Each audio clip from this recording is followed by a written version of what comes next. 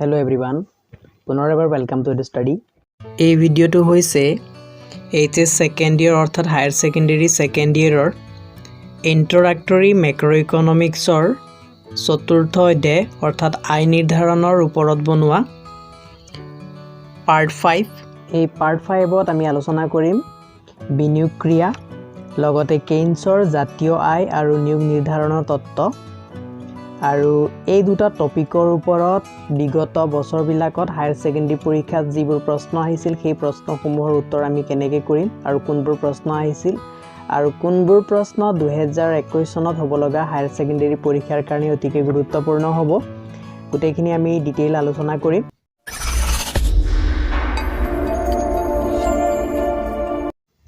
আমাৰ 5 নম্বৰ পাৰ্টত আলোচনা কৰিবলৈ লোৱা বিষয়বস্তুটোৰ প্ৰথম বিষয়বস্তু হৈছে বিনিয়োগ ক্ৰিয়া এটা বিনিয়োগ ক্ৰিয়া জনাৰ আগতে আমি বিনিয়োগ কাক বুলি হেতু জানিব লাগিব আৰু মই আগৰ পাৰ্ট বিলাকতো যেহেতু বিনিয়োগৰ বিষয়ে উল্লেখ কৰি আহিছো বিনিয়োগ কাক বুলি যদি কোৱা হয় তেতিয়া আমি ক'ব লাগিব যন্ত্ৰপাতি আহিলাপাতি সঁজুলি আদি নতুন মূলধন ক্ৰয় কৰোঁতে কৰা ব্যয়কে বিনিয়োগ বোলে এই ডেফিনেশনটো লিখিলে হ'ল অৰ্থাৎ বিনিয়োগ মানে হৈছে কোনো এজন উদ্যোগপতিয়ে বা কোনো এজন উৎপাদকে উৎপাদন কাৰ্যত অৰিহণা যোগাবৰ কাৰণে নতুন যন্ত্ৰপাতি নতুন আহিলাপাতি বা নতুন সঁজুলি আদিত যদি তেওঁ যিখিনি আগতেকে মূলধন আছিলে মূলধন যিখিনি ব্যয় কৰিছিলে সেই মূলধনত যদি নতুনকৈ আকৌ সংযোজন কৰে বা সেই কোনো নতুন মূলধন ক্ৰয় কৰে তেনেহলে সেইটোকে কি বুলি কয় বিনিয়োগ বুলি কোৱা হয় একচুয়ালি বিনিয়োগ হৈছে কি এটা মূলধনৰ অংশ আৰু যি মূলধনৰ অংশ আমি কি কৰো যন্ত্ৰপাতি আহিলাপাতি সঁজুলি ইত্যাদিত খৰচ কৰো গতিকে বিনিয়োগ অন্য একো নহয় বিনিয়োগ মানে হৈছে এটা মূলধন এটা টকাৰ পৰিমাণ বা কোনো এটা মূল্যৰ পৰিমাণ যিটো কি কৰা হয় যন্ত্ৰপাতি আহিলাপাতি সঁজুলি ইত্যাদি ক্ৰয় কৰোতে খৰচ কৰা হয় আৰু সেই যন্ত্ৰপাতি আহিলাপাতি আৰু সঁজুলি ইত্যাদি ক'ত ব্যৱহাৰ কৰা হয় উৎপাদন কাৰ্যত ব্যৱহাৰ কৰা হয় সো এতিয়া বিনিয়োগৰ কথা আমাৰ ইয়াত কি কোৱা হৈছে যে সক্ৰিয় চাহিদাৰ নিৰ্ধাৰক হিচাপে কি কৰা হয় নিৰ্ধাৰক দুটা আছে সক্ৰিয় চাহিদাৰ নিৰ্ধাৰক হ'ল ভোগ কাৰ্য আৰু বিনিয়োগ কাৰ্য এই কথাটো আমি চাব লাগিব ভালকৈ মনত ৰাখিব লাগিব এটা ভোগ কাৰ্য সহজে পৰিৱৰ্তন নহয় কাৰণ সুপ্ৰতিষ্ঠিত সামাজিক নীতি নিয়ম ৰুচি অভিৰুচি এই কাৰ্য প্ৰভাৱিত কৰে যেটো ভোগ কাৰ্য আছে অৰ্থাৎ যেটো কনজাম্পশন আছে কনজাম্পশন ফাংচন হেতু চেঞ্জ নহয় হেতু পৰিৱৰ্তন নহয় তাৰ কাৰণটো হৈছে সুপ্ৰতিষ্ঠিত কিছুমান সামাজিক নীতি নিয়মসমূহ আছে ৰুচি অভিৰুচি আছে এইবিলাকে ভোগ কাৰ্যটো প্ৰভাৱিত কৰে গতিকে সক্ৰিয় চাহিদা পৰিৱৰ্তন বিনিয়োগ কাৰ্য পৰিৱৰ্তনৰ দ্বাৰাহে সম্ভৱ হৈ উঠিব পাৰে গতিকে সক্ৰিয় চাহিদাৰ পৰিৱৰ্তন কিহৰ ওপৰত নিৰ্ভৰশীল সক্ৰিয় চাহিদাৰ পৰিৱৰ্তন বিনিয়োগ কাৰ্যৰ ওপৰত বিনিয়োগ কাৰ্যৰ পৰিৱৰ্তনৰ ওপৰত নিৰ্ভৰশীল সেয়েহে কেইনছৰ অৰ্থনীতিত বিনিয়োগ কাৰ্যৰ এটা গুৰুত্বপূৰ্ণ ভূমিকা আছে তেতিয়া কৈছে বিনিয়োগ কাৰ্য কাক বোলে তাৰ ডেফিনিশন বিনিয়োগ কাৰ্য যি কাৰ্যৰ দ্বাৰা নতুন উৎপাদক সামগ্ৰীৰ সৃষ্টি হয় হিয়ে বিনিয়োগ কাৰ্য ইয়াত বিনিয়োগ কাৰ্য বুলি কৈছে বিনিয়োগ বুলি কোৱা নাই যেটো আমি বিনিয়োগৰ ডেফিনিশন আৰম্ভণিতে দিছিলো হেতু বিনিয়োগ আছিলে এটো হৈছে বিনিয়োগ কাৰ্য গতিকে যি কাৰ্য দ্বাৰা বিনিয়োগ কাৰ্য মানে যি কাৰ্য দ্বাৰা নতুন উৎপাদক সামগ্ৰীৰ সৃষ্টি হয় নতুন উৎপাদক সামগ্ৰী মানে যন্ত্ৰপাতি আহিলাপাতি সঁজুলি ইত্যাদি যি কাৰ্য দ্বাৰা সৃষ্টি হয় তাকে বিনিয়োগ কাৰ্য বোলা হয় পুৰণি বা ব্যৱহৃত উৎপাদক সামগ্ৰী বেচা কিনা কাৰ্য বিনিয়োগ কাৰ্য নহয় এটো মন কৰিবলগীয়া কথা যে যদি কোনো পুৰণি বা ব্যৱহৃত উৎপাদক সামগ্ৰী যদি বেচা কিনা কাৰ্য হৈছে সম্পন্ন তেতিয়াহলে সেই বেচা কিনা কাৰ্যটো এটা বিনিয়োগ কাৰ্য হ'ব নোৱাৰে পুৰণি বা ব্যৱহৃত উৎপাদক সামগ্ৰী বেচা কিনা হলে বিত্তীয় বিনিয়োগ ফাইনান্সিয়েল ইনভেষ্টমেন্ট হে হয় প্ৰকৃত বিনিয়োগ ৰিয়েল ইনভেষ্টমেন্ট নহয় গতিকে মনত ৰাখিব লাগিব কিয় নহয় যে পুৰণি বা ব্যৱহৃত উৎপাদক সামগ্ৰী বেচা কিনা কাৰ্য বিনিয়োগ কাৰ্য নহয় বা বিনিয়োগ কাৰ্য কিয় নহয় বুজাই লিখা যদি কোৱা হয় তেতিয়া আমি লিখিব লাগিব পুৰণি বা ব্যৱহৃত উৎপাদক সামগ্ৰী বেচা কিনা হলে বিত্তীয় বিনিয়োগহে হয় প্ৰকৃত বিনিয়োগ নহয় সেয়েহে পুৰণি বা ব্যৱহৃত উৎপাদক সামগ্ৰীৰ বেচা কিনা কাৰ্য বিনিয়োগ কাৰ্য নহয় কেইনছৰ অৰ্থনীতিত বিনিয়োগ বুলিলে প্ৰকৃত বিনিয়োগহে বুজিব লাগিব গতিকে কেইনছৰ অৰ্থনীতিত বিনিয়োগ মানে হৈছে প্ৰকৃত বিনিয়োগ ইয়াত কোনো বিত্তীয় বিনিয়োগৰ কথা কোৱা নাই প্ৰকৃততে যিটো বিনিয়োগ হৈছে সেইটো কথাই কৈছে গতিকে বিনিয়োগ কেই প্ৰকাৰৰ কোৱেশ্চন হ'ব এটা বিনিয়োগ আকৌ কেই প্ৰকাৰ আছে বিনিয়োগ আকৌ প্ৰেৰিত বিনিয়োগ ইনডিউস ইনভেষ্টমেন্ট আৰু স্বায়ত্ত বা স্বয়ংচালিত বিনিয়োগ অটোনমাস ইনভেষ্টমেন্ট হ'ব পাৰে অৰ্থাৎ বিনিয়োগ দুই প্ৰকাৰৰ আছে প্ৰথম প্ৰকাৰটো কি বুলি কোৱা হয় প্ৰেৰিত বিনিয়োগ বুলি কোৱা হয় বা ইয়াক কি বুলি কোৱা হয় প্ৰেৰিত বিনিয়োগ যেটো ইনডিউস ইনভেষ্টমেন্ট বুলি কোৱা হয় আৰু আনটো হৈছে সেকেন্ডটো হৈছে কি স্বায়ত্ত বা স্বয়ংচালিত বিনিয়োগ যেটো অটোনমাস ইনভেষ্টমেন্ট বুলি কোৱা হয় প্ৰেৰিত বিনিয়োগ কেতবোৰ আভ্যন্তৰীণ উপাদানে যিবিলাকক কি বুলি কয় আভ্যন্তৰীণটো কি বুলি কয়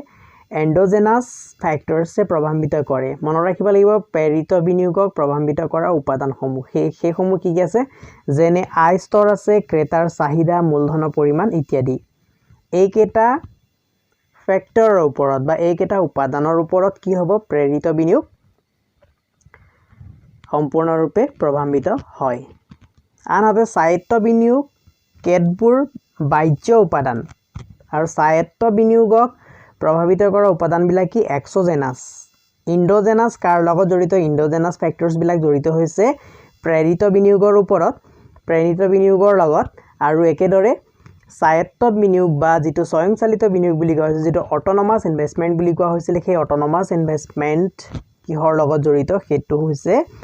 এক্সোজেনাস ফ্যাক্টৰ আৰু এক্সোজেনাস ফ্যাক্টৰ মানে উদাহৰণ দিছে জনসংখ্যা বৃদ্ধি ৰাজনৈতিক পৰিস্থিতি যুদ্ধ বিপ্লৱ পৰিকল্পনা ইত্যাদি এইখিনি হৈছে এক্সোজেনাস এন্ডোজেনাস নহয় সৰ্বমুঠ প্ৰকৃত বিনিয়োগ এগ্ৰিগেট ৰিয়েল ইনভেষ্টমেন্ট হল প্ৰেৰিত বিনিয়োগ আৰু স্বায়ত্ত বিনিয়োগৰ যোগফল আৰু যদি সৰ্বমুঠ বিনিয়োগৰ কথা কোৱা হয় বা সামগ্ৰিক বিনিয়োগৰ কথা কোৱা হয় তেতিয়ালে সামগ্ৰিক বিনিয়োগ যেটো আছে হেতু কি হয় প্ৰেৰিত বিনিয়োগ আৰু স্বায়ত্ত বিনিয়োগৰ যোগফল দুইটা বিনিয়োগ যোগ কৰিলে আমি কি পাম সৰ্বমুঠ বিনিয়োগ পাম এইখিনিতে ভালকে মন কৰিবলগীয়া এটো প্যাৰাগ্ৰাফ যথেষ্ট ইম্পৰ্টেন্ট প্যাৰাগ্ৰাফ হয় ইয়াৰ পৰা যথেষ্ট কোৱেশ্চন ওলাব আৰু কি কোৱেশ্চন ওলাব প্ৰথম কোৱেশ্চনটো আপোনালোকে লিখি লওক বিনিয়োগ কেই প্ৰকাৰৰ আৰু কি প্ৰথম কোৱেশ্চন তাৰ আনসাৰ আছে বিনিয়োগ দুই প্ৰকাৰৰ সেই দুই প্ৰকাৰ বিনিয়োগ হৈছে প্ৰেৰিত বিনিয়োগ যদি ইংলিশটো মনত ৰাখিব বিচাৰে ইনডিউস ইনভেষ্টমেন্ট আৰু কি হ'ব দ্বিতীয় প্ৰকাৰৰ বিনিয়োগ হৈছে স্বায়ত্ত বা স্বয়ংচালিত বিনিয়োগ অটোনমাস ইনভেষ্টমেন্ট গতিকে দুই প্ৰকাৰ বিনিয়োগ কি আছিল হেতু কলো আনসাৰটো ধুনিয়াকৈ লিখি লব আৰু পাৰিলে ইংলিশৰ টাৰ্মছ কিটা মনত ৰাখিব যদি ভৱিষ্যতে ইকোনমিক্সত যদি কোনোবাই মেজৰ লম বুলি ভাবিছে নেক্সট হৈছে প্ৰেৰিত বিনিয়োগ কাক বোলে নেক্সট কোৱেশ্চন লিখক প্ৰেৰিত বিনিয়োগ কাক বোলে তেতিয়া প্ৰেৰিত বিনিয়োগ হৈছে বিনিয়োগৰ সেই অংশ যিটো কেতবোৰ আভ্যন্তৰীণ উপাদানৰ ওপৰত নিৰ্ভৰ কৰে বা প্ৰেৰিত বিনিয়োগ হৈছে বিনিয়োগৰ সেই অংশ যি অংশ আভ্যন্তৰীণ উপাদানে প্ৰভাৱিত কৰে আভ্যন্তৰীণ উপাদান বুলি লিখাৰ পিছত আপোনালোকে লিখিব পাৰে যেনে আয় স্তৰ ক্ৰেতাৰ চাহিদা মূলধনৰ পৰিমাণ ইত্যাদি নেক্সট কোৱেশ্চন হ'ব স্বায়ত্ত বিনিয়োগ বা স্বয়ংচালিত বিনিয়োগ কাক বোলে তেতিয়া লিখিব লাগিব যি বিনিয়োগৰ যিটো অংশ কেতবোৰ বাহ্যিক উপাদানে প্ৰভাৱিত কৰে তাকে কি বুলি কোৱা হয় স্বয়ংচালিত বিনিয়োগ বুলি কোৱা হয় আৰু এক্সোজেনাস ফ্যাক্টৰছৰ কথা যদি কোৱা হয় বাহ্যিক উপাদানৰ কথা কোৱা হয় তেতিয়াহলে জনসংখ্যা বৃদ্ধি ৰাজনৈতিক পৰিস্থিতি যুদ্ধ বিপ্লৱ পৰিকল্পনা ইত্যাদি এইবিলাকে হৈছে কি এক্সোজেনাস উপাদান এতিয়া আৰু এটা কথা মনত ৰাখিব লাগিব সো এইখিনিতে আপোনালোকৰ এটা কোৱেশ্চন হ'ব পাৰে যে স্বয়ংচালিত বিনিয়োগ আৰু প্ৰেৰিত বিনিয়োগৰ অন্য ডেফিনিশ্যন আছে নেকি বা অন্য কিছুমান ডেফিনিশ্যন আমি পাইছো সেইবিলাক ডেফিনিশ্যন বা ইয়াত মই যেটো ডেফিনিশ্যন কলো কিতাপৰ মতে হেতু মাজত কিবা মিল আছে নে অমিল ডেফিনিশ্যন নে মই দিয়া ডেফিনিশ্যনটো ৰং হৈছে কিবা ভুল হৈছে তেটা তাৰ কাৰণে আপোনালোকক মই এটা কথা জনাই থৈছো আপোনালোকে কিছুমান কিতাপত যেটো প্ৰেৰিত বিনিয়োগ বুলি ইয়াত পাইছে সেই প্ৰেৰিত বিনিয়োগটো কি বুলি পাব পাৰে অভিপ্ৰেত বিনিয়োগ বুলিও পাব পাৰে হেতু মনত ৰাখিব প্ৰেৰিত বিনিয়োগৰ আন এটা নাম হৈছে কি অভিপ্ৰেত বিনিয়োগ দুইটা শব্দৰ প্ৰেৰিত শব্দ বা অভিপ্ৰেত শব্দ এই দুটা শব্দৰে কি হৈছে মিনিং একে হয় অসমীয়াত গতিকে এটো মনত ৰাখিব লাগিব আৰু ইয়াৰ ডেফিনেশন আপোনালোকে এনেকৈ পাব পাৰে আয় উৎপাদন মজুৰি বিক্ৰী লাভ ইত্যাদিৰ দ্বাৰা প্ৰভাৱিত হোৱা বিনিয়োগক অভিপ্ৰেত বিনিয়োগ বোলে আৰু ময়ো ঠিক সেই সেম একে ডেফিনেশন দিছো প্ৰেৰিত মই কৈছিল যে প্ৰেৰিত বিনিয়োগ হৈছে বিনিয়োগৰ সেই অংশ যিটো কেতবোৰ আভ্যন্তৰীণ উপাদান যেনে আয় স্তৰ ক্ৰেতাৰ চাহিদা মূলধনৰ পৰিমাণ ইত্যাদিৰ দ্বাৰা প্ৰভাৱিত সেম ডেফিনেশন অকনমান ডিফাৰেন্ট হ'ব পাৰে বিভিন্ন কিতাপৰ লেখকে বিভিন্ন ধৰণে নিজৰ নিজৰ ভাষা অনুসৰি তেওঁলোকে ডেফিনেশন বিলাক দিব বিচাৰে কিন্তু মিনিংটো একেটাই মাত্ৰ কথাটো মনত ৰাখিব লাগিব যে প্ৰেৰিত বিনিয়োগ বুলি কক বা অভিপ্ৰেত বিনিয়োগ বুলি কক দুইটা কিহৰ ওপৰত নিৰ্ভৰশীল বা কি দুইটা কিহৰ দ্বাৰা প্ৰভাৱিত হয় সেই দুইটা প্ৰভাৱিত হয় আয় স্তৰ ইয়াত আয় স্তৰ তাৰ পিছত মনত ৰাখিব লাগিব ক্ৰেতাৰ চাহিদা বা উৎপাদন মূলধনৰ পৰিমাণ মজুৰি ইত্যাদিৰ দ্বাৰা প্ৰভাৱিত হয় সেইটো হৈছে প্ৰেৰিত বা অভিপ্ৰেত বিনিয়োগ নেক্সট আছে স্বতন্ত্ৰ বিনিয়োগ যাক আমি কি বুলি কৈছো স্বয়ংচালিত বিনিয়োগ বুলি কৈছো বা স্বায়ত্ত বিনিয়োগ বুলি কৈছো মুঠতে ইংৰাজী শব্দটো মনত ৰাখিব লাগিব অটোনমাস যাৰ মিনিং হৈছে আৰু অটোনমাসটো হৈছে কি এটো কেতবোৰ বাহ্যিক উপাদানে ইয়াক প্ৰভাৱিত কৰে অৰ্থাৎ যিখিনি আভ্যন্তৰীণ উপাদান আছিল আমি যিখিনি এন্ডোজেনাস ফ্যাক্টৰস পাইছিলো যেনে কি আছিল আয় স্তৰ আছিল ক্ৰেতাৰ চাহিদা মূলধনৰ পৰিমাণ ইত্যাদিৰ দ্বাৰা ই প্ৰভাৱিত নহয় আৰু আপোনালোকে অন্য কিছুমান কিতাপত এটো পাব পাৰে যি বিনিয়োগ আয়ৰ পৰিৱৰ্তনৰ সৈতে পৰিৱৰ্তন নহয় তাকে স্বতন্ত্ৰ বিনিয়োগ বোলে ডেফিনেশনটো সম্পূৰ্ণৰূপে শুদ্ধ আপোনালোকে হেৰু ডেফিনেশন লিখিব পাৰে বা এতিয়া লিখি লব পাৰে এতিয়াই লিখি লওক যি বিনিয়োগ আয়ৰ পৰিৱৰ্তনৰ সৈতে পৰিৱৰ্তন নহয় তাকে স্বতন্ত্ৰ বিনিয়োগ বোলে সম্পূৰ্ণ শুদ্ধ ডেফিনেশন আৰু ইয়াতো সেই একেটা কথাই কোৱা হৈছে যে ই কি হৈছে ইয়াত কোৱা হৈছে যে স্বয়ংচালিত বিনিয়োগ কি হৈছে বাহ্যিক উপাদানৰ দ্বাৰা প্ৰভাৱিত ই আভ্যন্তৰীণ উপাদানৰ দ্বাৰা প্ৰভাৱিত নহয় অৰ্থাৎ জনসংখ্যা বৃদ্ধি এটা বাহ্যিক উপাদান অৰ্থাৎ ই অৰ্থনীতিৰ লগত অৰ্থনীতিৰ পৰা অলপ বাহ্যিক দিশত আহিব জনসংখ্যা বৃদ্ধিটো একেদৰে ৰাজনৈতিক পৰিস্থিতি যুদ্ধ বিপ্লৱ পৰিকল্পনা ইত্যাদিৰ দ্বাৰাহে ই প্ৰভাৱিত হ'ব অৰ্থাৎ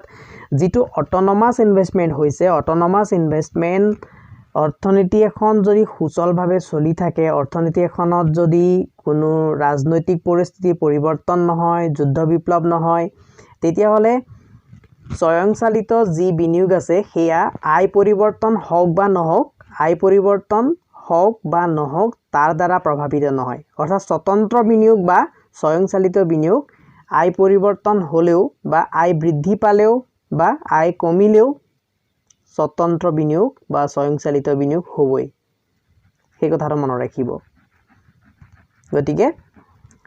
কেৱল ইয়াৰ ওপৰত প্ৰভাৱ পেলাব কিহে যুদ্ধ বিপ্লৱ হলে বা যুদ্ধ বিগ্ৰহ হৈছে ৰাজনৈতিক পৰিস্থিতি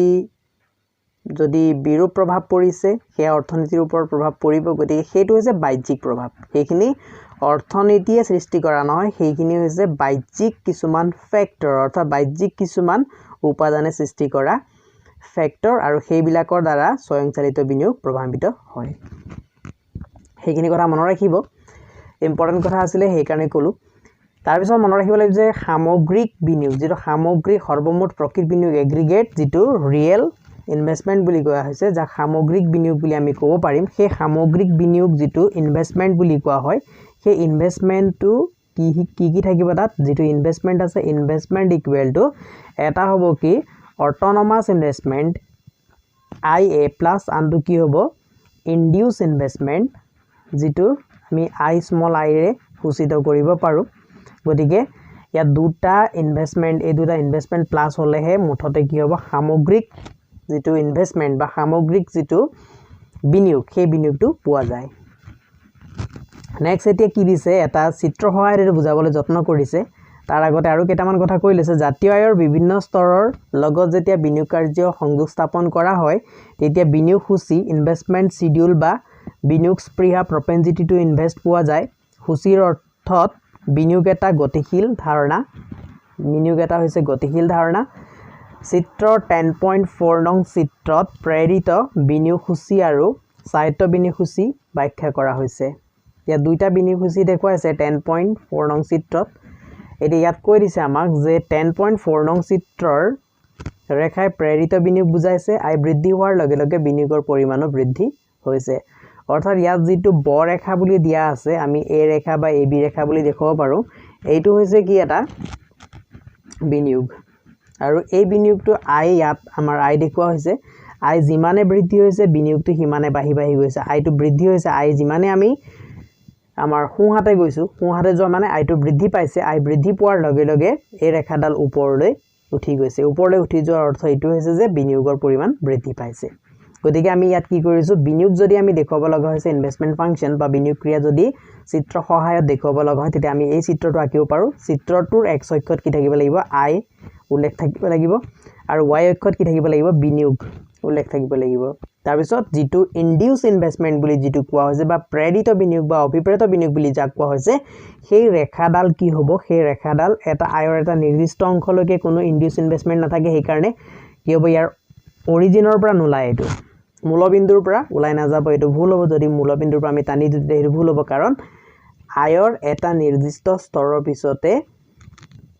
উপভোক্তাই বা কোনো ব্যক্তিয়ে কি কৰিব নিজৰ বিনিয়োগ কাৰ্য সম্পাদন কৰিব আয়ৰ এটা নিৰ্দিষ্ট স্তৰলৈকে নকৰে আয়টো যেতিয়া কমি থাকিব তেতিয়া তেওঁলোকে কোনো বিনিয়োগ নকৰে হেতু প্ৰেৰিত বিনিয়োগ হ'ব নোৱাৰে সেই কথাটো মনত ৰাখিব লাগিব গতিকে আয়ৰ এটা নিৰ্দিষ্ট স্তৰ ইয়াত নিৰ্দিষ্ট স্তৰটো হৈছে এই অংশটো মই যদি ইয়াত কাটিছো এই অংশটো হৈছে আয়ৰ এটা নিৰ্দিষ্ট স্তৰ অৰ্থাৎ আই যেতিয়া এটো ও মূলবিন্দু আছিল ইয়াত ও লিখিব এই অসমীয়াত লিখা আছে এইখিনি এটো ও লিখিব তাৰ পিছত এটো কি কৰিব এটো x কৰিব এটো y কৰি দিব এডখত গতিকে এটা যেটো ওৰ পৰা এই অংশলৈ যেটো ৰেখা আছে এই অংশত কি হৈছে আয়ৰ এটা স্তৰ আছে যেটো স্তৰত উৎপাদকে বা কোনো ব্যক্তিয়ে ইয়াত কোনো বিনিয়োগ কৰা নাই বিনিয়োগ কাৰ্যটো ব্যক্তিজনৰ আয় এই অংশলৈ পোৱাৰ লগে লগে তেওঁ বিনিয়োগ কাৰ্য সম্পাদন কৰিছে আৰু বিনিয়োগ ৰেখাটো ক্ৰমান্বয়ে ওপৰলৈ উঠি আহিছে যেতিয়া তেওঁ আয় যিমানে বাঢ়ি যাব সিমানে তেওঁ বিনিয়োগ কাৰ্যটো কৰি যাব বা বিনিয়োগ বাঢ়ি যাব আৰু এইটো হৈছে কি আয়ৰ আয় বৃদ্ধিৰ লগত বিনিয়োগ বৃদ্ধি হৈছে এইটো হৈছে অভিপ্ৰেত বিনিয়োগ বা প্ৰেৰিত বিনিয়োগ মানে ই কি হৈছে অভিপ্ৰেত হয় কিহৰ দ্বাৰা আয়ৰ স্তৰৰ দ্বাৰা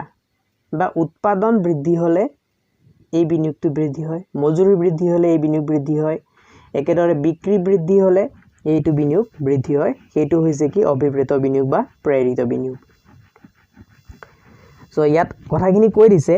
প্ৰেৰিত বিনিয়োগ বুজাইছে আয় বৃদ্ধি হোৱাৰ লগে লগে বিনিয়োগৰ পৰিমাণো বৃদ্ধি হৈছে আয়ৰ পৰিমাণ একেবাৰে কম হলে বিনিয়োগ নহব পাৰে বা আনকি নেতিবাচক বিনিয়োগো হ'ব পাৰে অৰ্থাৎ ব ৰেখাই অ আ অক্ষৰ ওপৰ পিনৰ পৰা ছেদ কৰিব পাৰে ব ৰেখাই ঊৰ্ধ্বমুখী গতিৰ পিনে বাও পিনে স্থান ললে আয়ৰ সকলো স্তৰতে বিনিয়োগৰ পৰিমাণ বৃদ্ধি হোৱাটো বুজাব ব ৰেখাই নিম্নমুখী গতি কৰি সোঁ পিনে স্থান ললে বিনিয়োগ হ্ৰাস পোৱাটো বুজাব এটা চিত্ৰ ইয়াত আৰু এটা দেখাইছে চিত্ৰ 10.5 নং চিত্ৰত ব ৰেখাই স্বায়ত্ত বিনিয়োগ অৰ্থাৎ যেটো অটোনমাস ইনভেষ্টমেন্ট আছিল আমাৰ স্বতন্ত্ৰ বিনিয়োগ বুলি যাক আমি কওঁ সেই স্বতন্ত্ৰ বিনিয়োগ দেখুৱাইছে আয়ৰ সকলো স্তৰতে এই বিনিয়োগ একে হৈছে অৰ্থাৎ আমি ইয়াৰ ডেফিনেশনত কৈছিলো স্বতন্ত্ৰ বিনিয়োগ মানে হৈছে যি বিনিয়োগ আয় পৰিৱৰ্তনৰ সৈতে পৰিৱৰ্তন নহয় তাকে স্বতন্ত্ৰ বিনিয়োগ বোলে আয়টো পৰিৱৰ্তন হৈছে ইয়াত আমি একেদৰে আগৰ বিনিয়োগ যেটো প্ৰেৰিত বিনিয়োগ বা অভিপ্ৰেত বিনিয়োগ যেনেদৰে দেখুৱাইছিলো x অক্ষত কি আছে আই আছে এটো হৈছে x অক্ষ আৰু ইয়াৰ y অক্ষত কি আছে যেটো বিনিয়োগ আছে আৰু এই বিনিয়োগটো হৈছে কি স্বতন্ত্ৰ বিনিয়োগ বা স্বায়ত্ত বিনিয়োগ আৰু স্বায়ত্ত বিনিয়োগ আয় পৰিৱৰ্তন হলেও বা নহলেও আয় থাকক না থাকক এটো বিনিয়োগ হ'বই এটা বিনিয়োগৰ পৰিমাণ ইয়াত কি হ'ব ফিক্স হ'ব কিন্তু হেতু কাৰণে স্বতন্ত্ৰ বিনিয়োগ ৰেখাডাল কি হয় যেটো স্বতন্ত্ৰ বিনিয়োগ ৰেখা আছে বা স্বায়ত্ত বিনিয়োগ ৰেখা আছে হেতু x অক্ষৰ লগত সমান্তৰাল হয় ই x অক্ষৰ লগত সমান্তৰাল কাৰণ এটো নিৰ্দিষ্ট পৰিমাণে থাকিব এই বিনিয়োগটো আৰু ইয়াত আয় পৰিৱৰ্তনৰ কোনো প্ৰভাৱ নাই আয় যিমানে নহওক বিনিয়োগৰ পৰিমাণ একে আছে যদি আমি ধৰি লৈছো বিনিয়োগৰ পৰিমাণটো এটো ও হৈছে ওৰ পৰা বিনিয়োগৰ পৰিমাণটো I1 হৈ আছে OI1 তেতিয়া ইনকামটো এই অংকত নাছিলে ও মানে কি 0 হৈ আছিল ইনকাম তেতিয়াও OI1 এ আছে এটা ইনকাম বাহি ধৰি ললে এটো Y1 হল Y1 যেটো OY1 পৰিমাণে ইনকাম হৈছে বা আই আহিছে কিন্তু সেই আই পৰিৱৰ্তন হোৱাৰ সত্ত্বেও কিন্তু যেটো ইনভেষ্টমেন্ট হৈছে বা বিনিয়োগ হৈছে হেতু একে আছে OY সৰি OI1 পৰিমাণে আছে ঠিক একেদৰে এটো Y1 লৈ যদি বৃদ্ধি পাইছে বুলি ধৰি লৈছো Y1 ৰ পৰা Y2 লৈ বৃদ্ধি পাইছে বুলি যদি ধৰি লৈছো তেতিয়াও কিন্তু যেটো বিনিয়োগৰ পৰিমাণ আছিল স্বতন্ত্ৰ বিনিয়োগ হেয়া কি আছে OI1 ৰ পৰিমাণে আছে সো আশা ৰাখিছো সকলোৱে বুজি পাইছে আৰু ফ্ৰেন্ডস যদি আপোনালোকে ভালকে বুজি পাইছে তেনে হলে ভিডিওটো লাইক এটা দিব পাৰে সো আশা ৰাখিছো আপোনালোকে লাইকটো কৰিব নেক্সট এতিয়া কি কৈছে কথাখিনি চাই লৈছো বুক কাৰ্যৰ দৰে বিনিয়োগ কাৰ্যৰ হ্ৰস্বকালীন স্থিৰতা শৰ্ট টাৰ্ম ষ্টেবিলিটি নাই বুক কাৰ্যৰ দৰে বিনিয়োগ কাৰ্যৰ হ্ৰস্বকালীন স্থিৰতা নাই এই কাৰ্য জটিল আৰু অনিশ্চিত উপাদানে নিৰ্ণয় কৰে কেইনছৰ মতে এনে দুটা আছে উপাদান এনে দুটা আছে যি দুটা উপাদানে কি কৰে অনিশ্চিত উপাদান বুলি কৈছে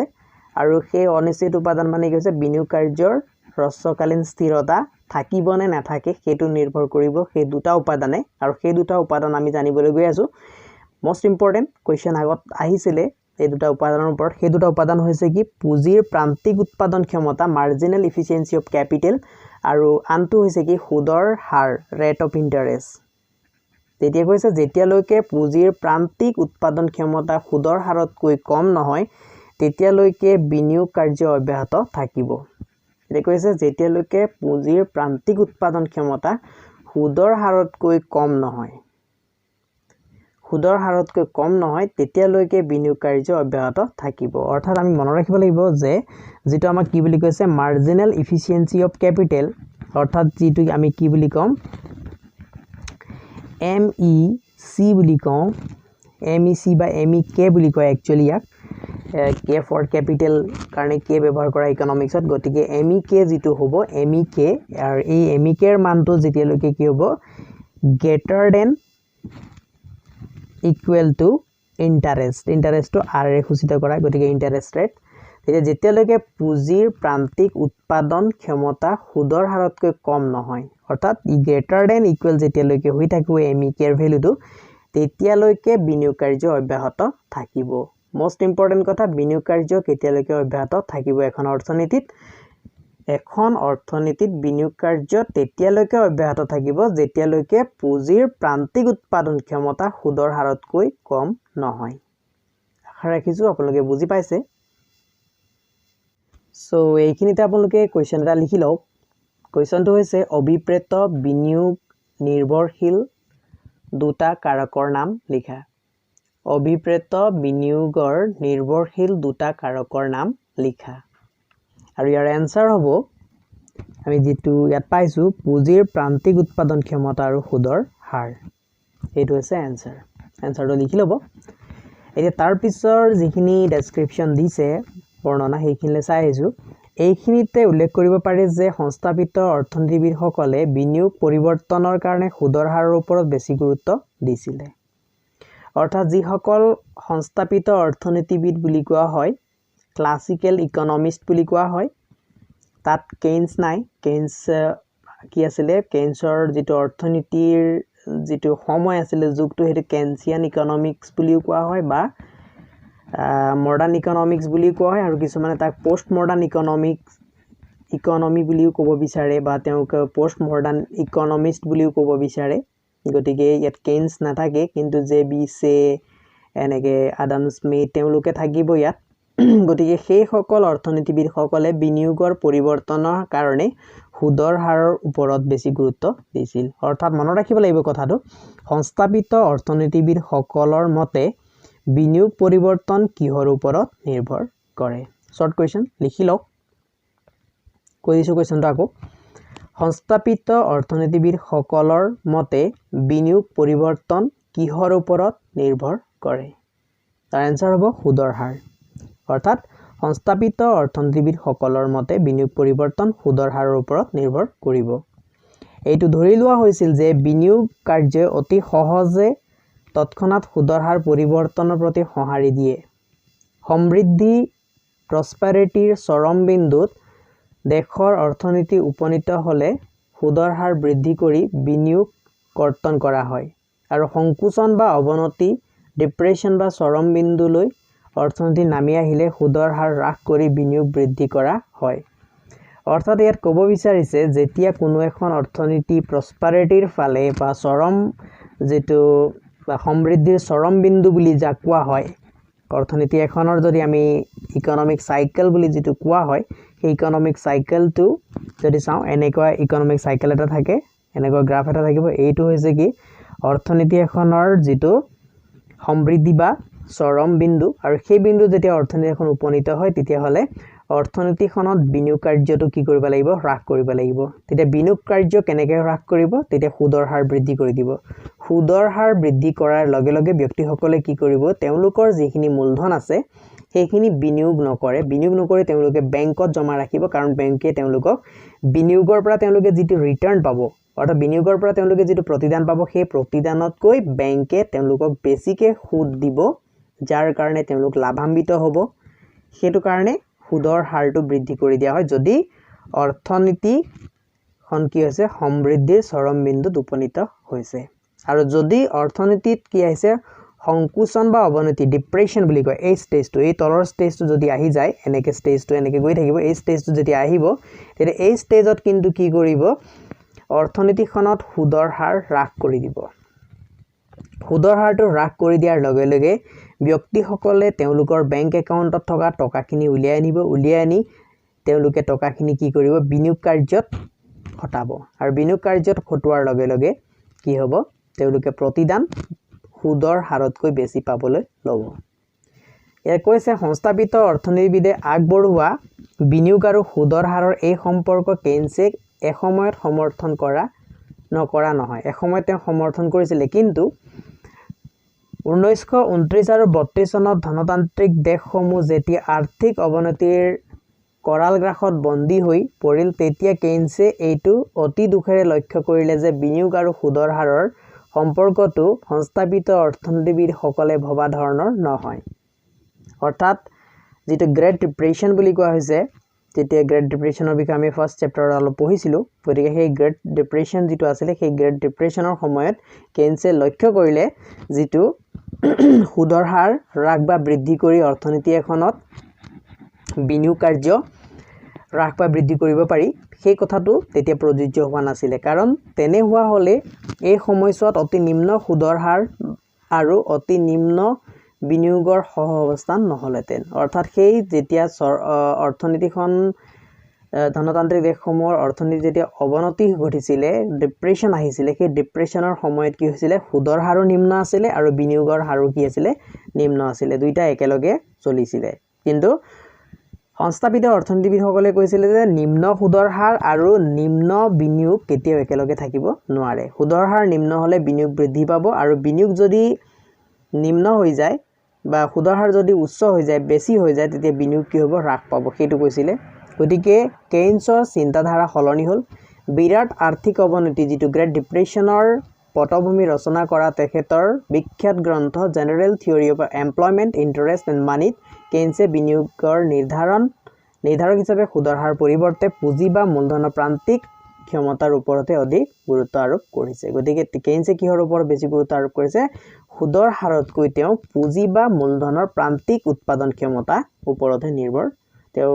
যথেষ্ট গুৰুত্ব আৰোপ কৰিছে কোনে কৰিছে কেইনছে কৰিছে তাৰ পিছৰ কথাখিনি হৈছে পুঁজিৰ প্ৰান্তিক উৎপাদন ক্ষমতা কি সেইটো আমি বুজি পাব লাগিব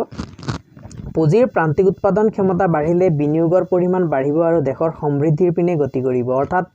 পুঁজিৰ যদি প্ৰান্তিক উৎপাদন ক্ষমতা যদি বাঢ়ি যায় তেতিয়া বিনিয়োগৰ পৰিমাণো বাঢ়িব বিনিয়োগৰ পৰিমাণ বঢ়া মানে দেশ এখন সমৃদ্ধিৰ পিনে অৰ্থাৎ দেশ এখনত কি হ'ব যথেষ্ট সবল হ'ব আৰ্থিকভাৱে সবল হ'ব আৰ্থিক সবলম্বনৰ পিনে দেশখন আগবাঢ়ি যাব পুঁজিৰ প্ৰান্তিক উৎপাদন ক্ষমতা কমিলে বিনিয়োগ কমি যাব আৰু দেশৰ আৰ্থিক অৱস্থা সংকোচনমুখী হ'ব গতিকে এইটো কেইনছে আগবঢ়াইছিলে কেইনছৰ তত্ত্বমতে এইটো হৈছে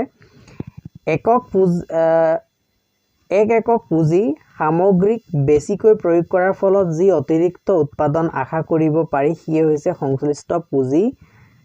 সামগ্ৰীটোৰ প্ৰান্তিক উৎপাদন ক্ষমতা অৰ্থাৎ কৈছে এক একক পুঁজি সামগ্ৰী যদি এক একক বেছিকে প্ৰয়োগ কৰা হৈছে তাৰ ফলস্বৰূপে যি অতিৰিক্ত উৎপাদন আশা কৰিব পাৰি এইটো আশা কৰা পৰিকল্পনা বা আশা কৰা হৈছে ইমাজিন কৰা হৈছে তেতিয়া কি হ'ব যিয়ে সংশ্লিষ্ট পুঁজি সামগ্ৰীটোৰ প্ৰান্তিক উৎপাদন ক্ষমতা হ'ব গতিকে প্ৰান্তিক পুঁজিৰ প্ৰান্তিক উৎপাদন ক্ষমতা মানে হৈছে পুঁজিটোৰ পৰা অতিৰিক্তভাৱে লাভ কৰা উৎপাদনৰ আশা উৎপাদনৰ এটা ক্ষমতা মন কৰিবলগীয়া যে অতিৰিক্ত পুঁজি সামগ্ৰীটোৰ যি লাভৰ কথা কোৱা হৈছে সেই লাভ প্ৰত্যাশিত লাভ এক্সপেক্টেড প্ৰফিটে প্ৰাপ্ত লাভ নহয় ৰিয়েলাইজ প্ৰফিট নহয় হেতু মই অলৰেডি ক'লো যে ইমাজিনাৰী হে হয় এটো আশাহে কৰা হয় তাৰ পিছত আকৌ কৈছে যে পুঁজিৰ প্ৰান্তিক উৎপাদন ক্ষমতা আকৌ দুটা উপাদানে নিৰ্ণয় কৰে সামগ্ৰীটোৰ প্ৰত্যাশিত উৎপাদন বা লাভ আৰু সামগ্ৰীটোৰ যোগান দৰ সাপ্লাই প্ৰাইস এই দুটাৰ ওপৰত নিৰ্ভৰ কৰিব গতিকে এইটো কথা মনত ৰাখিব লাগিব যে সামগ্ৰীৰ প্ৰত্যাশিত উৎপাদন বা লাভ আৰু সামগ্ৰীটোৰ যোগান দৰে কি কৰিব পুঁজিৰ প্ৰান্তিক উৎপাদন ক্ষমতা নিৰ্ধাৰণ কৰিব দুটা উপাদানে নিৰ্ণয় কৰে সেই উপাদান পুঁজিৰ প্ৰান্তিক উৎপাদন ক্ষমতা নিৰ্ধাৰণ কৰা দুটা উপাদানৰ নাম লিখা বুলি ক'লে আমি লিখিব লাগিব সামগ্ৰীটোৰ বা পুঁজিৰ প্ৰত্যাশিত উৎপাদন বা লাভ আৰু পুঁজিৰ যোগান দৰ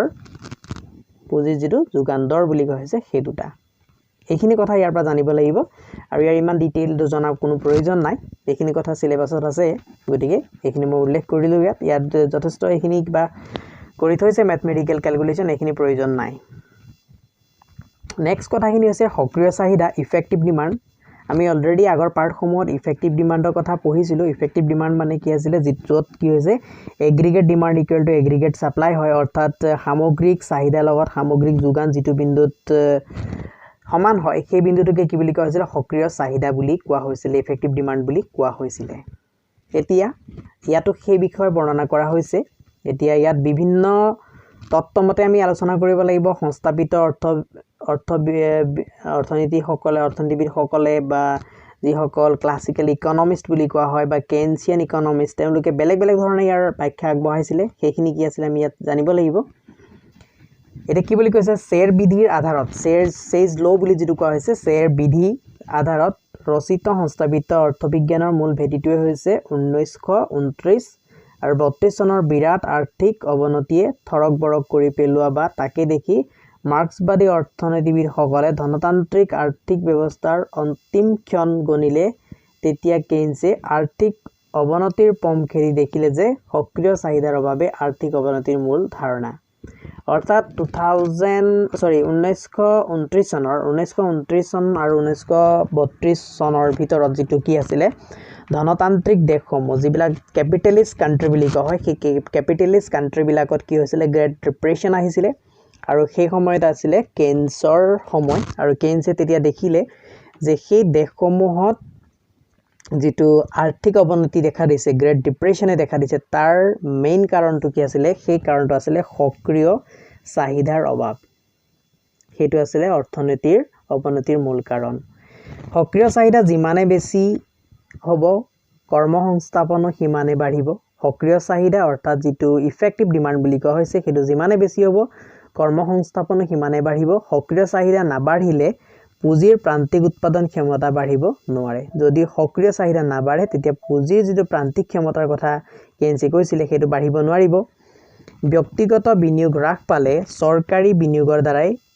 সক্ৰিয় চাহিদা বৃদ্ধি কৰিব লাগিব যদি ব্যক্তিগত বিনিয়োগ হ্ৰাস পায় তেতিয়া চৰকাৰী বিনিয়োগ মানে কি আছিল হেতু আছিল অটোনমাস ইনভেষ্টমেন্ট অৰ্থাৎ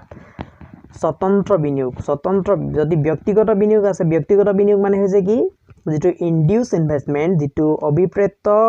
বিনিয়োগ বুলি কোৱা হৈছিল বা প্ৰেৰিত বিনিয়োগ বুলি কোৱা হৈছিল সেই প্ৰেৰিত বিনিয়োগৰ পৰিমাণ যদি হ্ৰাস পাই যায় তেতিয়া চৰকাৰী বিনিয়োগ স্বতন্ত্ৰ বিনিয়োগৰ পৰিমাণ বৃদ্ধি কৰিব লাগিব যাৰ ফলস্বৰূপে কি হ'ব সক্ৰিয় চাহিদা বৃদ্ধি পাব সো ইয়াৰ পিছত আৰু উল্লেখ কৰিছে কেইনছীয় অৰ্থনীতিত সঞ্চয় স্পৃহা যিমানে বৃদ্ধি হ'ব সিমানে আয় পৰিমাণ অপৰিৱৰ্তনীয় হৈ থাকিলে ধৰি লোৱা হৈছে আয় অপৰিৱৰ্তনীয় হৈ আছে প্ৰান্তিক ভোগ স্পৃহা কমি যাব অৰ্থাৎ সঞ্চয় স্পৃহা মানে কি আছিল মাৰ্জিনাল প্ৰপেনচিটি টু সেভ এমপিএছ বুলি যাক কোৱা হৈছিল সঞ্চয়ৰ প্ৰান্তিক উপযোগিতা বুলি যেটো প্ৰান্তিক উপভোগ বুলি কোৱা হৈছিল সঞ্চয়ৰ প্ৰান্তিক যেটো সঞ্চয় স্পৃহা বুলি কোৱা হৈছে শব্দটো মই এক্স্যাক্টলি পাহৰি গৈছো যেটো প্ৰবণতা বুলি কোৱা আছে এক্স্যাক্টলি ইয়াত কি আছে প্ৰবণতা বুলি আছে প্ৰান্তিক সঞ্চয় প্ৰবণতা এমপিএস যেটো কোৱা হৈছিল হেতু ইয়াত কি বুলি কোৱা আছে সঞ্চয় স্পৃহা বুলি কোৱা হৈছে বিভিন্ন কিতাপত বিভিন্ন ধৰণে ব্যৱহাৰ কৰা হৈছে সেই শব্দটো বেছিকৈ ইউজ কৰা হয় একচুয়ালি ইয়াত ইংলিশত মনত ৰাখিব লাগিব মাৰ্জিনাল প্ৰপেনচিটি টু সেভ এটো যদি কি হয় যিমানে বৃদ্ধি হ'ব এটো বৃদ্ধি হোৱা মানে কি হ'ব ই কি কৰিব অৰ্থনীতিখনত যেটো এমপিসি বুলি পাইছিলো প্ৰান্তিক উপভোগ প্ৰবণতা হেতু কি হ'ব হ্ৰাস পাই যাব হেতু কৈছে যাৰ ফলস্বৰূপে গুণকৰ মূল্য কমি আহিব অৰ্থাৎ এমপিসি আৰু গুণকৰ মাজত সম্পৰ্ক কি আছিল ডাইৰেক্ট ৰিলেশনশিপ আছিল দুটাৰ মাজত কি আছিল ডাইৰেক্ট ৰিলেশনশিপ অৰ্থাৎ যদি এমপিসি বৃদ্ধি পায় আমি পাইছিলো গুণক আৰু এমপিসিৰ মাজত অৰ্থাৎ গুণক আৰু প্ৰান্তিক ভোগ স্পৃহাৰ মাজত বা প্ৰান্তিক উপভোগ প্ৰবণতাৰ মাজৰ যেটো সম্পৰ্ক আছিল এমপিসিএন কি আছিল কে যেটো গুণক আছিল যেটো আমি মাল্টিপ্লায়াৰ বুলি কৈছিলো তাৰ মাজৰ সম্পৰ্ক কি আছিল যদি এমপিসি বৃদ্ধি পায় যদি ই বৃদ্ধি পায় এমপিসি অৰ্থাৎ প্ৰান্তিক উপভোগ প্ৰবণতা যদি বৃদ্ধি পায় তেতিয়া হলে কি হ'ব এইটোৱে মাল্টিপ্লায়াৰ যেটো আছে বা গুণকৰ যেটো মান আছে কে হেতু বৃদ্ধি পাই যাব একেদৰে যদি এমপিসি হ্ৰাস পায় এটো যদি ডাউন হৈ যায় হ্ৰাস পাই যায় তেতিয়া হলে কি হ'ব কে এৰ মানো ডাউন হ'ব তাৰ মানে আই যেটো আই গুণক বুলি কয় আছে আই গুণকৰ মানো কি হ'ব হ্ৰাস পাব তেতিয়া এটো কেতিয়া সম্ভৱ হ'ব যেতিয়া এমপিএস ৰ মানটো বাঢ়ি যাব এমপিএস মান বাঢ়ি যোৱা মানে এমপিসি মান কমি যোৱা এমপিসি মান কমি যোৱা মানে কে এৰ মান কমি যোৱা অৰ্থাৎ গুণকৰ মান কমি যোৱা ঠিক একেদৰে যদি এমপিএস ৰ মান হ্ৰাস পায় এমপিএস ৰ মান হ্ৰাস পোৱা মানে এমপিসি মানটো কি হ'ব বৃদ্ধি পাব এমপিসি মান বৃদ্ধি পোৱা মানে কে এৰ মানো বৃদ্ধি পাব অৰ্থাৎ আই গুণকৰ মানো বৃদ্ধি পাব সেই কথাখিনি জ্ঞাত কৈছে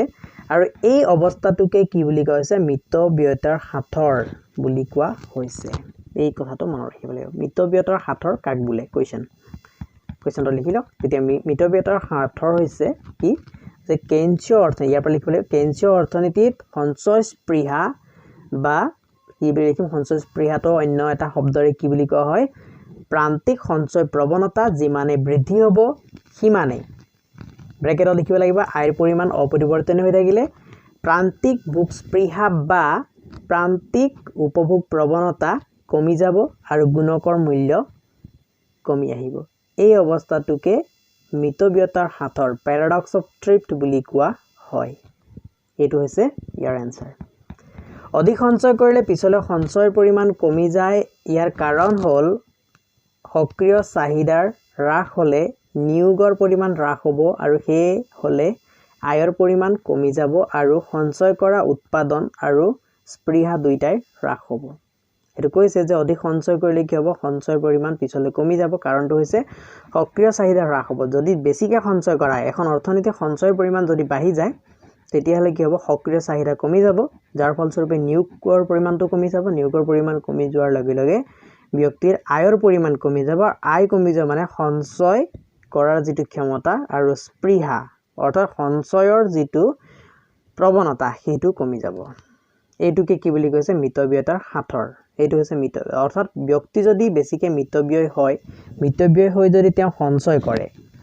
সঞ্চয় কৰিলে কি হ'ব তেওঁ সঞ্চয় প্ৰবণতা যেটো আছিল সঞ্চয়ৰ প্ৰান্তিক উপভোগ সঞ্চয় যেটো প্ৰান্তিক প্ৰবণতা বা প্ৰান্তিক সঞ্চয় প্ৰবণতা হেতু বৃদ্ধি পাব হেতু বৃদ্ধি পোৱা মানে তেওঁ সঞ্চয় যেতিয়া বৃদ্ধি পাব অৰ্থনীতিখনত তেতিয়া অৰ্থনীতিখনত উপভোগ কমি যাব উপভোগ কমি যোৱা মানে কি হ'ব উৎপাদনকাৰীসকলে উৎপাদন কৰা দ্ৰব্য আৰু সেৱাৰ উপভোগ কমি যাব তেতিয়া সেই উপভোগ যেতিয়া দ্ৰব্য আৰু সেৱাৰ উপভোগ কমি যাব উৎপাদনকাৰীসকলে অৰ্থনীতিখনত কম উৎপাদন কৰিবৰ কাৰণে কি লাগিব কম এমপ্লয়মেন্ট লাগিব অৰ্থাৎ তেওঁলোকৰ তেওঁলোকৰ যেটো নিয়োগৰ পৰিমাণ নিয়োগ মানে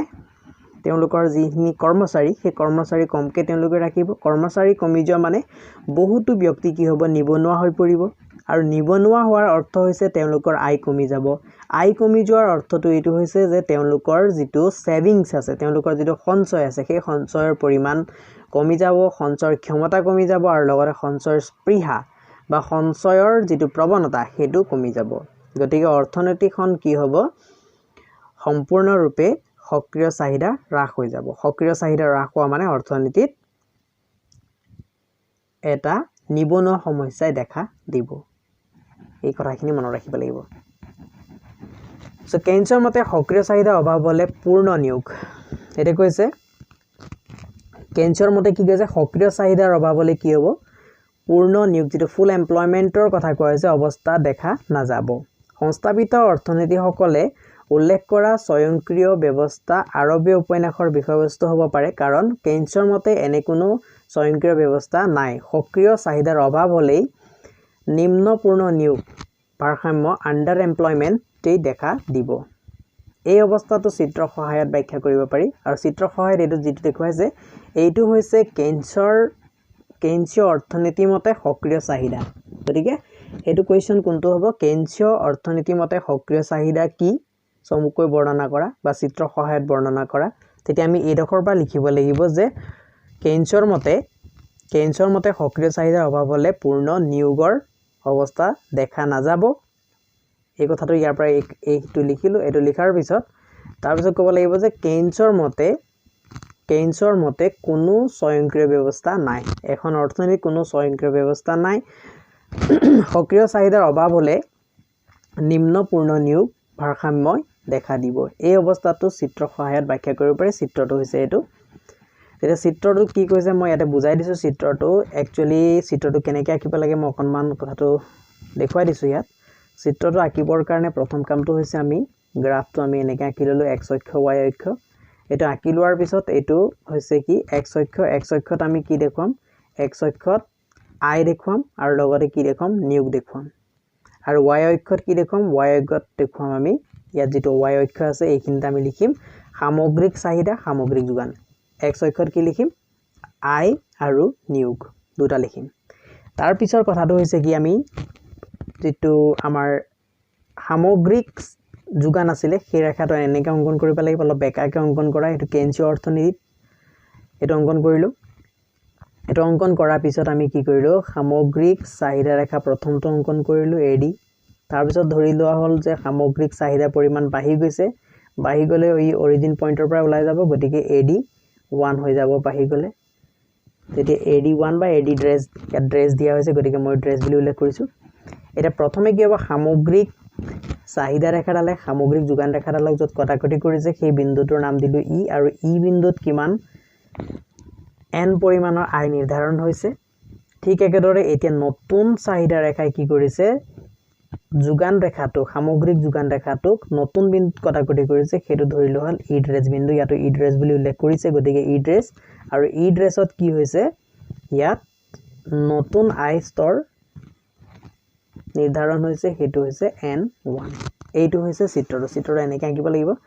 এটা চিত্ৰটোৰ বৰ্ণনাটোলৈ আহিছো চিত্ৰটোত কি কৰিছে কি কৈছে চিত্ৰত ই বিন্দুত সৰ্বমুঠ চাহিদা আৰু সৰ্বমুঠ যোগান পৰস্পৰ সমান হৈছে ই বিন্দু হৈছে ভাৰসাম্য বিন্দু কিন্তু ই সক্ৰিয় চাহিদা বুজাব নোৱাৰে ই যদিও ভাৰসাম্য বিন্দু হয় কিন্তু ই সক্ৰিয় চাহিদা বুজাব নোৱাৰে আগত আমি কি পাইছিলো ক্লাসিক্যাল মতে আমি কি পাইছিলো যে ক্লাসিক্যাল নিয়ম মতে আমাৰ আছিল যেটো 45 ডিগ্ৰী লাইন 45 ডিগ্ৰীৰ আগত আমি যেটো পাইছিলো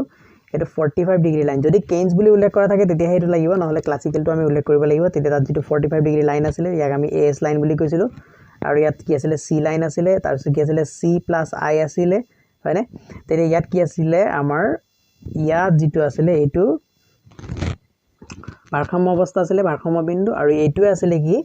সক্ৰিয় চাহিদা ইফেক্টিভ ডিমান্ড গতিকে কিন্তু কেইন্সৰ মতে হেতু নহয় কেইন্সৰ মতে কি বুলি কৈছে ইয়াত কৈছে যে ই সক্ৰিয় চাহিদা বুজাব নোৱাৰে কাৰণ এই বিন্দুত কি হৈছে নিয়োগৰ পৰিমাণ হল ON1 ইয়াত নিয়োগৰ পৰিমাণ কি হৈছে ON1 বুলি কৈছে এতে ON1 হলে কি হৈছে ই বিন্দুৰ পৰা সৰ্বমুঠ যোগান ৰেখাডাল ঊৰ্ধ্বগামী হৈ আছে এই বিন্দুৰ পৰা সৰ্বমুঠ যোগান ৰেখাডাল কি হৈছে ইয়াতো ঊৰ্ধ্বগামী হৈ আছে অৰ্থাৎ নিয়োগৰ পৰিমাণ বৃদ্ধি কৰাৰ অৱকাশ আছে নিয়োগৰ পৰিমাণ আৰু বঢ়াব পাৰি অৰ্থাৎ নিয়োগৰ পৰিমাণ বঢ়াব পৰা অৱকাশ আছে মানে কি আছে অৰ্থনীতিখনত আৰু নিবনুৱা আছে সেই নিবনুৱাসকলক সংস্থাপন দিব পৰা যাব তেতিয়া সক্ৰিয় চাহিদাৰ পৰিমাণ বৃদ্ধি হলেই পূৰ্ণ নিয়োগ অৱস্থা পোৱা যাব আৰু যদি সক্ৰিয় চাহিদাৰ পৰিমাণ বৃদ্ধি হয় তেতিয়া পূৰ্ণ নিয়োগ অৱস্থা পোৱা যাব ই বিন্দুৰ সৈতে জড়িত ON নিয়োগৰ পৰিমাণে নিম্ন পূৰ্ণ ভাৰসাম্য বুজাইছে সক্ৰিয় চাহিদা বৃদ্ধি হৈ যেতিয়া এ ডি ড্ৰেছ হ'ব তেতিয়া নতুন চাহিদা ৰেখাই পুৰণি যোগান ৰেখাক ই ড্ৰেছ বিন্দুত কাটিব গতিকে ইয়াত হেতুকে হৈ আছে নতুন চাহিদা ৰেখা যেটো হৈছে ইয়াত এইটো এ ডি ড্ৰেছ ই কি কৰিছে ই ড্ৰেছ বিন্দুত কটাকটি কৰিছে আৰু ইয়াত কটাকটি কৰাৰ ফলস্বৰূপে কি হৈছে ইয়াত কৈছে যে এ ডি ড্ৰেছ ৰেখাডাল আৰু ওপৰলৈ গলেও নিয়োগৰ পৰিমাণ নাবাঢ়িব আৰু ওপৰলৈ গলে কিন্তু নিয়োগৰ পৰিমাণ নাবাঢ়িব অৰ্থাৎ কি হৈছে ই ড্ৰেছ বিন্দুৰ সৈতে জড়িত নিয়োগৰ পৰিমাণ হ'ল ON1 হ'ল পূৰ্ণ নিয়োগ গতিকে ON1 হৈছে কি পূৰ্ণ নিয়োগ ই ড্ৰেছ বিন্দুটো সক্ৰিয় চাহিদা বিন্দু ই হৈছে সক্ৰিয় চাহিদা বিন্দু সক্ৰিয় চাহিদা বৃদ্ধি হোৱাৰ বাবে নিয়োগৰ পৰিমাণ বৃদ্ধি হ'ল N1 ইয়াৰ পিছলৈ আৰু নিয়োগৰ পৰিমাণ বৃদ্ধি হ'ব নোৱাৰে কাৰণ ই ড্ৰেছ বিন্দুৰ পৰা সৰ্বমুঠ যোগান ৰেখা y অক্ষৰ সমান্তৰাল হৈছে গতিকে সক্ৰিয় চাহিদা কেন্দ্ৰ কৰিয়েই কেইন্সৰ অৰ্থনীতি ঘূৰিব ধৰিছে গতিকে কেইন্সৰ অৰ্থনীতি কি হৈছে সক্ৰিয় চাহিদা আছে আৰু সক্ৰিয় চাহিদাই কি নিৰ্ণয় কৰিব পূৰ্ণ নিয়োগ সো এতিয়া কি বুলি কৈছে ইয়াত প্ৰথম কথাটো হৈছে আমি চিত্ৰটো বুজি পাব লাগিব এইটো আছিল কি সৰ্বমুঠ যোগান বা সামগ্ৰিক যোগান সামগ্ৰিক চাহিদা ৰেখা প্ৰথমে কি আছিল এডি আছিল এডিয়ে কি কৰিলে ই বিন্দুত এএস কটাকটি কৰিছিল যাৰ ফলস্বৰূপে কি হৈছে এন পৰিমাণৰ জাতীয় আয় নিৰ্ধাৰণ হৈছিল আৰু য'ত কি আছিল নিয়োগৰ পৰিমাণ আছিল ON হেতু কথা তলত বৰ্ণনা কৰা আছে যেটো মই এতিয়া কৈ আহিলো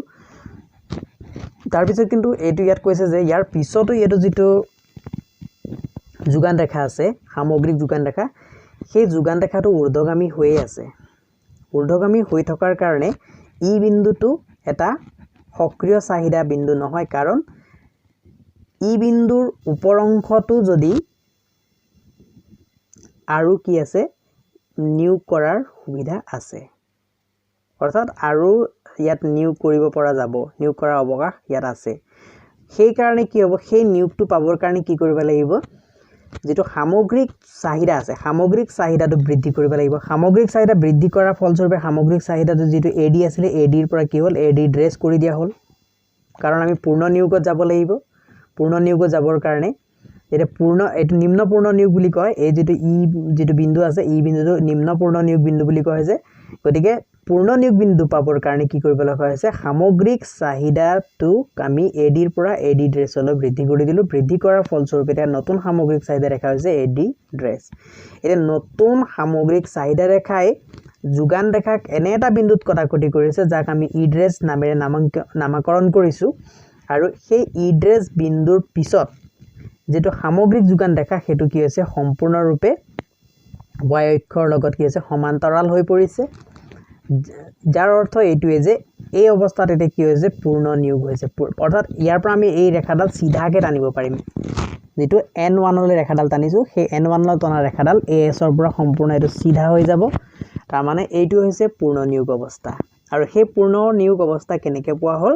হেতু সামগ্ৰিক চাহিদাৰ পৰিমাণ বৃদ্ধি কৰি গতিকে সামগ্ৰিক চাহিদাৰ পৰিমাণ বৃদ্ধি কৰাৰ ফলস্বৰূপে ই ড্ৰেছ বিন্দুটো যেটো ইয়াত আমি পাইছো এই ই ড্ৰেছ বিন্দুটো হৈছে এটা সক্ৰিয় চাহিদাৰ বিন্দু য'ত কি হৈছে পূৰ্ণ নিয়োগ লাভ হৈছে গতিকে পূৰ্ণ নিয়োগ ক'ত লাভ হ'ব যেতিয়া সক্ৰিয় চাহিদা সৃষ্টি হ'ব অৰ্থনীতিখনত সেইটো আছিল কেইন্সৰ নিয়োগ তত্ত্ব কেইন্সৰ জাতীয় আয় আৰু নিয়োগ নিৰ্ধাৰণৰ তত্ত্ব এই তত্ত্বটো আমি আলোচনা কৰিব লাগিব সো কেইন্সৰ মতে কৈছে যে কেইন্সৰ মতে সক্ৰিয় চাহিদা নিৰ্ধাৰণ হ'ল কি সৰ্বমুঠ চাহিদা ক্ৰিয়া আৰু সৰ্বমুঠ যোগান ক্ৰিয়া aggregate demand function and aggregate supply function দুটা আছে aggregate demand function and aggregate supply function গতিকে এই সংগঠকসকলে নিয়োগৰ বিভিন্ন স্তৰত উৎপাদিত সামগ্ৰীসমূহ বজাৰত বেছি যি পৰিমাণৰ আয় আশা কৰে তাৰ ছবি পোৱা যায় সৰ্বমুঠ চাহিদা সূচীত আকৌ সংগঠকসকলে নিয়োগৰ বিভিন্ন স্তৰত উৎপাদিত সামগ্ৰীসমূহ বজাৰত বেছি যি পৰিমাণৰ আয় পাব লাগে তাৰ ইংগিত পোৱা যায় সৰ্বমুঠ যোগান সূচীত এখিনি অলৰেডি আলোচনা কৰিছো আগৰ পাৰ্ট বিলাকত সৰ্বমুঠ যোগান কাক বোলে সৰ্বমুঠ চাহিদা বা ইয়াত সৰ্বমুঠ বুলি কৈছে তাত আছিল সামগ্ৰিক কথাটো মনত ৰাখিব তাত আছিল কি সামগ্ৰিক বুলি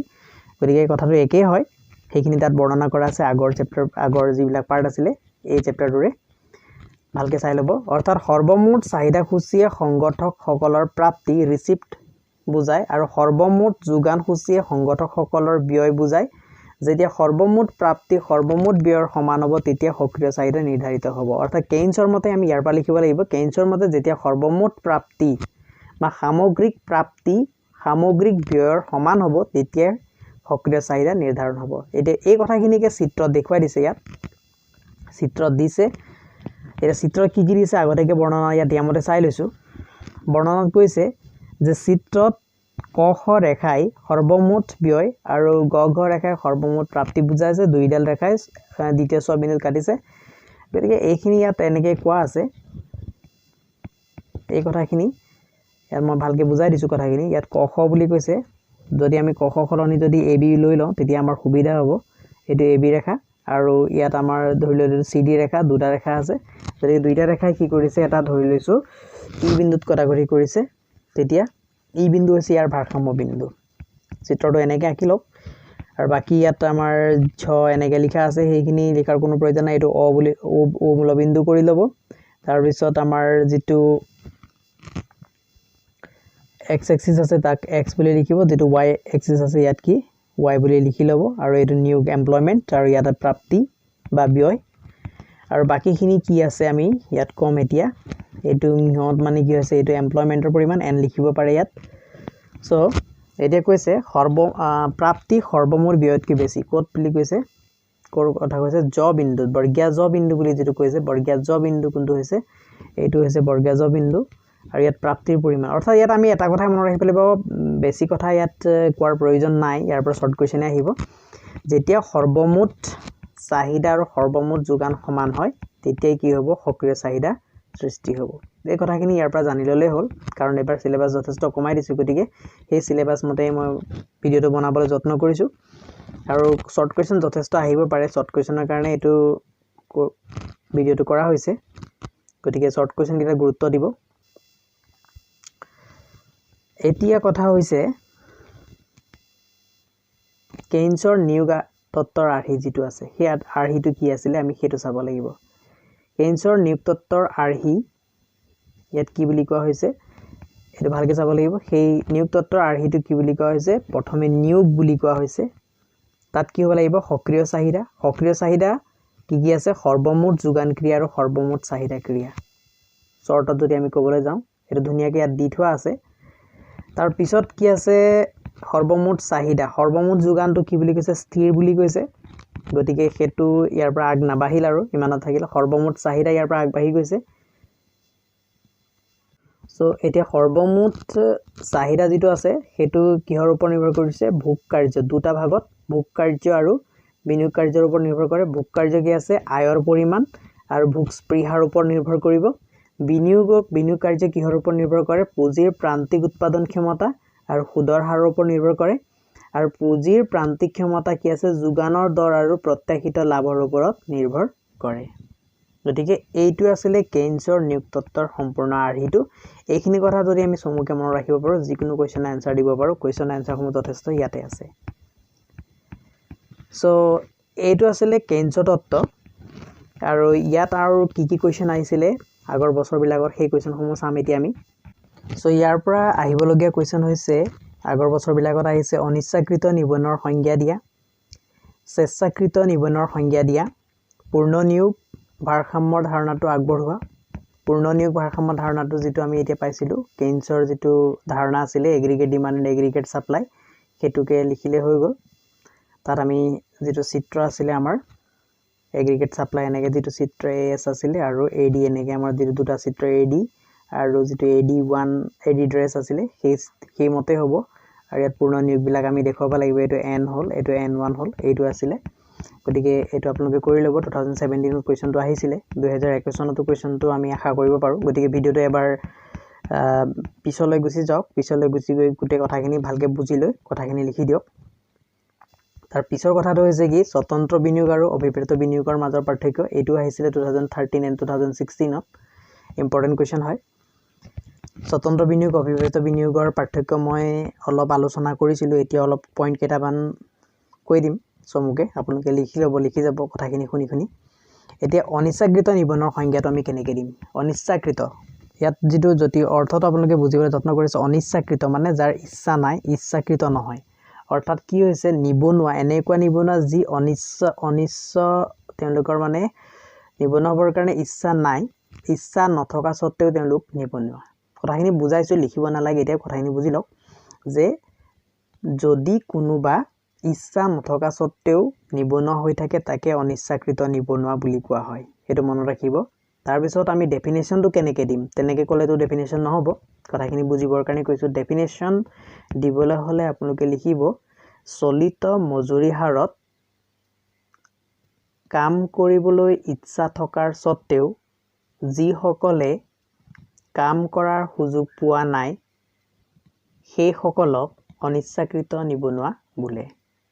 অৰ্থাৎ কি কৈছে লিখি লব লিখি লোৱাৰ পিছত বুজি লওক কথাটো আকৌ চলিত মজুৰি হাৰত অৰ্থাৎ মজুৰি হাৰ যেটো চলি আছে ধৰক ডেইলি মজুৰি হাৰ 300 টকা চলি আছে 300 টকা ডেইলি মজুৰি হাৰত যদি কোনোবাই কাম কৰিবৰ কাৰণে ইচ্ছা কৰিছে কিন্তু তেওঁ যদি কাম পোৱা নাই কাম কৰিবৰ ইচ্ছা আছে কিন্তু কাম পোৱা নাই চলিত মজুৰি হাৰটো তেওঁ একচেপ্ট কৰি লৈছে কাম কৰিবলৈ ইচ্ছা আছে কিন্তু তেওঁ কাম পোৱা নাই তেনেবোৰ নিবনুৱা সকলক কি বুলি কোৱা হয় অনিচ্ছাকৃত নিবনুৱা মানুহ নিজৰ ইচ্ছা মতে তেওঁ নিবনুৱা হোৱা নাই তেওঁ পৰিস্থিতি অৰ্থনৈতিক যেটো পৰিস্থিতি আছে সেই পৰিস্থিতি মতে তেওঁ নিবনুৱা হৈছে গতিকে তাকে অনিচ্ছাকৃত নিবনুৱা বুলি কোৱা হৈছে গতিকে সংজ্ঞাটো মই যেনেকৈ কৈছো তেনেকৈ লিখি লব সংজ্ঞাটোহে সুধিব প্ৰশ্ন হিচাপে পৰীক্ষাত নেক্সট হৈছে স্বেচ্ছাকৃত নিবনুৱা এটো সম্ভৱতঃ আপোনালোকে বুজি পাইছে স্বেচ্ছাকৃত মানে নিজৰ স্বইচ্ছাই যি নিবনুৱা হৈছে এতিয়া স্বইচ্ছাই নিবনুৱা কেনেকৈ হ'ব স্বইচ্ছাই নিবনুৱা অৰ্থাৎ চলিত মজুৰি হাৰত নিয়োগৰ উপলব্ধিতা থকাৰ সত্ত্বেও বা উপযুক্ত কাম উপলব্ধ থকাৰ সত্ত্বেও যিসকলে কাম কৰিব নিবিচাৰে সেই সকলক স্বেচ্ছাকৃত নিবনুৱা বোলে চলিত মজুৰি হাৰত উপযুক্ত কাম উপলব্ধ থকাৰ সত্ত্বেও বা নিয়োগৰ ব্যৱস্থা উপলব্ধ থকাৰ সত্ত্বেও যিসকলে কাম কৰিব নিবিচাৰে সেই সকলক স্বেচ্ছাকৃত নিবনুৱা বোলে সেইটো হৈছে ইয়াৰ ডেফিনিশ্যন অৰ্থাৎ তেওঁলোক স্বেচ্ছাই নিবনুৱা চলিত মজুৰি হাৰ আছে কামো আছে আৰু চলিত মজুৰি হাৰটো তেওঁলোকৰ কাৰণে যথেষ্ট হলেও তেওঁলোকে কাম কৰিব নিবিচাৰে তেনেকুৱা হলে হেতু কিব স্বেচ্ছাকৃত নিবনুৱা হ'ব হেতু মনত ৰাখিব লাগিব তাৰ পিছত পূৰ্ণ নিয়োগৰ ভাৰসাম্য ধাৰণাটো মই কলো হেতু কৰবা লিখিব লাগিব ভিডিঅ'ত যথেষ্ট ধুনীয়াকৈ আলোচনা কৰা হৈছে হেতু লিখি লব স্বতন্ত্ৰ বিনিয়োগ আৰু অভিপ্ৰেত বিনিয়োগ এই দুটাৰ মাজৰ ডিফাৰেন্সটো কি আছিল এতিয়া ইয়াৰ ডেফিনেশন বাই ডেফিনেশন যদি আপোনালোকে ভালকে গুৰুত্ব দি চাইছে মাজৰ ইয়াৰ পাৰ্থক্য কি আছে তেতিয়া ভালকে বুজি পাই যাব কথাখিনি তাত কি কৈছিলো প্ৰথম পইণ্ট আপোনালোকে মনত ৰাখিব লাগিব স্বতন্ত্ৰ বিনিয়োগ হৈছে আই পৰিৱৰ্তনৰ ওপৰত অনিৰ্ভৰশীল বিনিয়োগ অৰ্থাৎ আই পৰিৱৰ্তনৰ লগত স্বতন্ত্ৰ বিনিয়োগৰ কোনো পৰিৱৰ্তন নহয় বা কোনো সম্পৰ্ক নাই কিন্তু অভিপ্ৰেত বিনিয়োগ হৈছে আই পৰিৱৰ্তনৰ ওপৰত সম্পূৰ্ণৰূপে নিৰ্ভৰশীল বিনিয়োগ অৰ্থাৎ আই পৰিৱৰ্তন হলে অভিপ্ৰেত বিনিয়োগ বা প্ৰেৰিত বিনিয়োগৰ পৰিৱৰ্তন হ'ব হেতু আছিল প্ৰথমটো ইয়াৰ পাৰ্থক্য এই পাৰ্থক্যটো মনত ৰাখিব লাগিব তাৰ পিছৰ কথাটো হৈছে স্বতন্ত্ৰ বিনিয়োগ সাধাৰণতে কোনে কৰে স্বতন্ত্ৰ বিনিয়োগ সাধাৰণতে চৰকাৰী খণ্ডই কৰে আৰু অভিপ্ৰেত বিনিয়োগ সাধাৰণতে ব্যক্তিগত খণ্ডই কৰে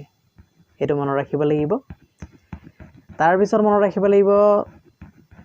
স্বতন্ত্ৰ বিনিয়োগৰ যেটো ৰেখা আছে স্বতন্ত্ৰ বিনিয়োগ ৰেখাডাল কি হয় x অক্ষৰ লগত সমান্তৰাল হয় কথাটো মনত ৰাখিব স্বতন্ত্ৰ বিনিয়োগ ৰেখাডাল